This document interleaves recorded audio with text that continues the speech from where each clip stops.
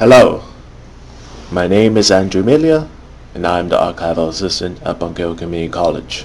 Today I will be presenting my research project titled International Relations, Inclusivity, and Diversity at Bunker Hill Community College.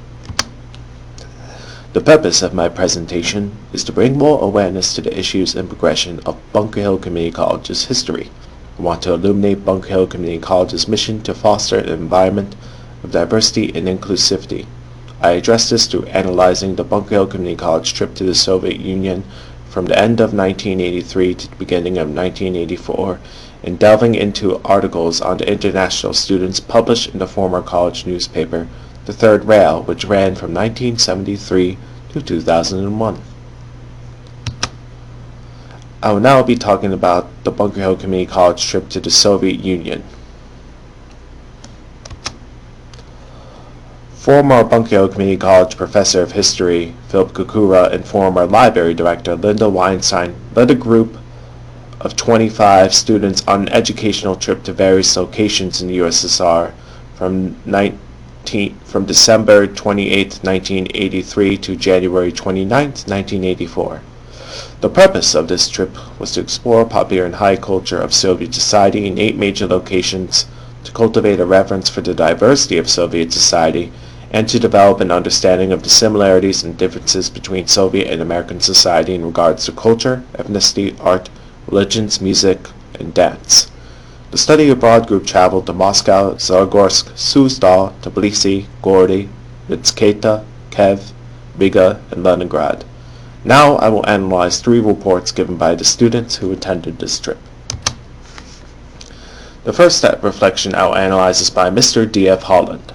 Mr. Holland argues in his observations that there is an acculturation process of Soviet society, and that children, although coddled when they are young, their education and guidance from their parents involves a subtle process of indoctrination into the ideology of the Soviet Union, and that children are ultimately taught to never question this ideology.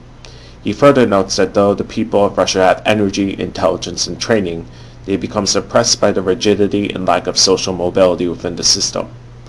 Despite some negative observations, Mr. Holland also praised the culture of the Soviet Union, commending Soviet society for the large amount of restoration projects for Tsarist buildings and art projects, stating that these projects can remind people of achievements of previous generations, as well as require artists of all kinds to learn again and again the established art forms.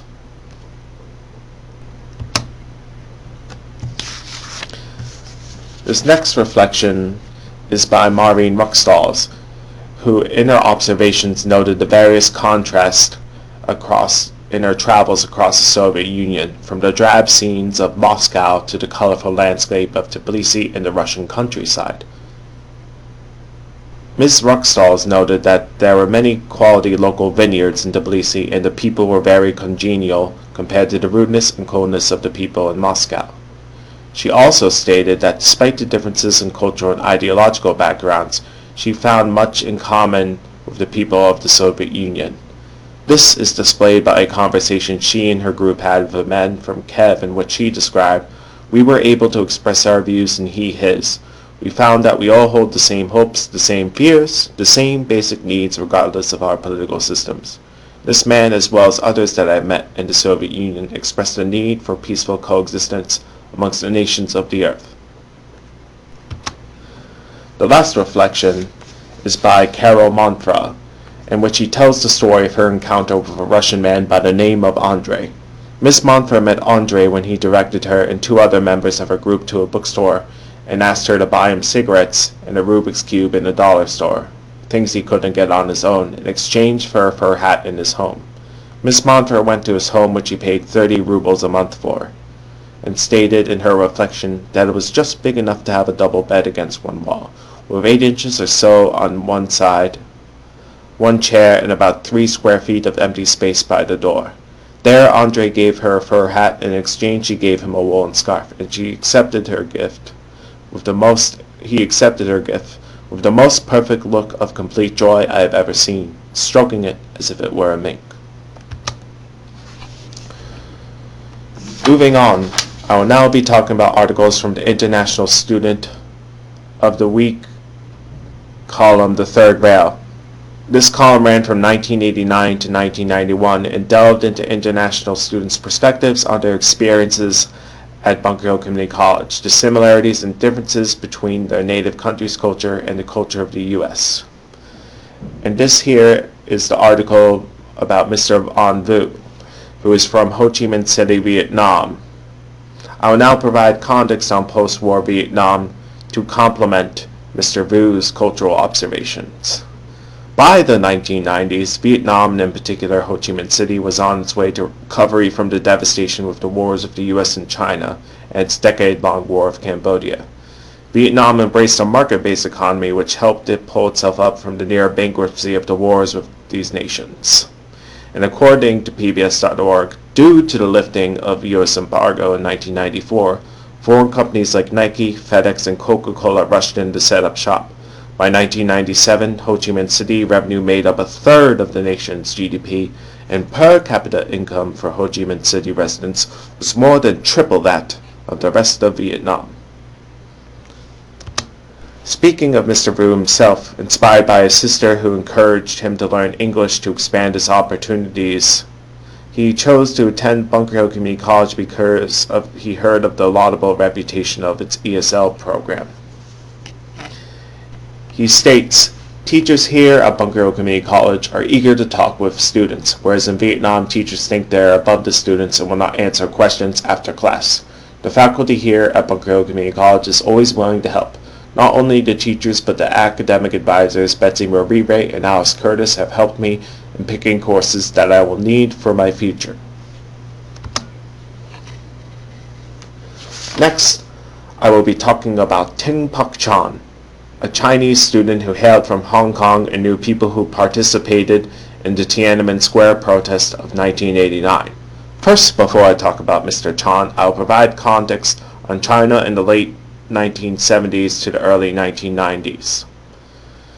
From the late 1970s to the early 1990s, Paramount leader Deng Xiaoping implemented many economic reforms to bolster the Chinese economy after Chairman Mao's Cultural Revolution and Great Leap Forward.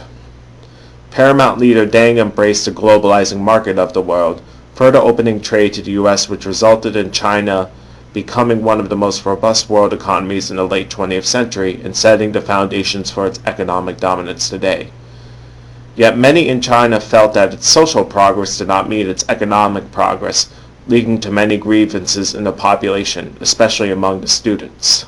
Chinese students led the impetus of dissent against the political repression of the Chinese government, holding mass protests calling for greater freedom and end of party nepotism and better conditions at their respective universities. The string of student protests in the 1980s culminated in Tiananmen Square protests in 1989, in which government soldiers confronted the protesters. Mr. Chan lamented the disparity in his own country over the government's oppression of the students, stating, "I agree with the students in what they are trying to do. I was very sad when I heard that the government soldiers opened fire and shot many of the students. I know people who were there when it happened. To me, it is very sad to see brother shooting brother, but I hope that people will remember what happened and that possibly the students will get their freedom one day." In regards to his life at Bunker Hill Community College, Mr. Chan found the college very friendly and the professors accommodating and understanding, stating, "It's small, and because of this, students can meet and make many new friends, and are able to better learn because of the smallness, which creates a comfortable feeling." The final International Student of the Week article I will be talking about is about Ellen Bambo, who is from Petersburg, South Africa. This article was published on March 5, 1990, about a few weeks after Nelson Mandela was released after 27 years of imprisonment. Ms. Bambo stated that she appreciated Bunker Hill Community College, whose teachers she found compassionate and understanding. She argued that many of the students in the States appeared to be more advanced than South Africa, stating in her own words that South Africa has a 40% failure rate in schools due to the conditions apartheid imposes on black South African students. She further notes that the South African government makes it excruciatingly hard for black students to get a good education, stating that the government makes them build their own schools and pay for their own books, whereas the white students have their education fully paid for.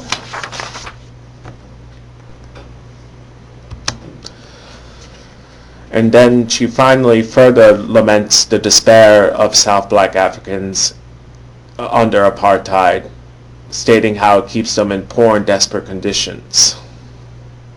In her own words, she says, "Many children die of malnutrition and many of them have no clothes to wear. The drinking water is not pure. One gets water from the river. Times one can be drinking water side by side with an animal olives. Laundry is washed hand by hand in the same river." Finally, I will be talking about Mrs. Makaziwe Mandela-Amuah, an activist for women's rights in South Africa and the daughter of Nelson Mandela. On March 6, 1990, Mrs. Mandela-Amuah gave a presentation at Bunker Hill Community College, speaking to an audience of students, faculty, and staff. She talked about her gratefulness for her father's release and the unbanning of several political organizations, most notably the African National Congress. Yet she also stated that there is much work to be done in dismantling of apartheid, declaring, "I was overjoyed that my father was released. Then the effect of reality dawned on the black people of South Africa. That Nelson Mandela's release is only the release of one man who was important and is still important to South Africa and to the whole world, but that release is meaningless until apartheid is totally dismantled in South Africa." She further notes that it is the role of South African women, not American feminists, to create the impetus in South Africa to end apartheid and guarantee civil rights for black South Africans. As we come to the end of my presentation, I want to give my analysis of the significance of the student voice as it relates to inclusivity and diversity at Bunker Hill Community College. I argue any improvement to a college community starts with the empowerment of the student voice. Without the democratic contribution of students to Bunker Hill Community College, it would not have become as inclusive and diverse as it had. The student voice allows the college to learn how to better accommodate its patrons, how to attend to their needs, and make education and skills-based training suit their goals. And ultimately, students bring unique awareness to the issues of their time. Their voices are invaluable for understanding the eras in which they lived. This is the end of my presentation, and here are the various resources I used in my research. Thank you.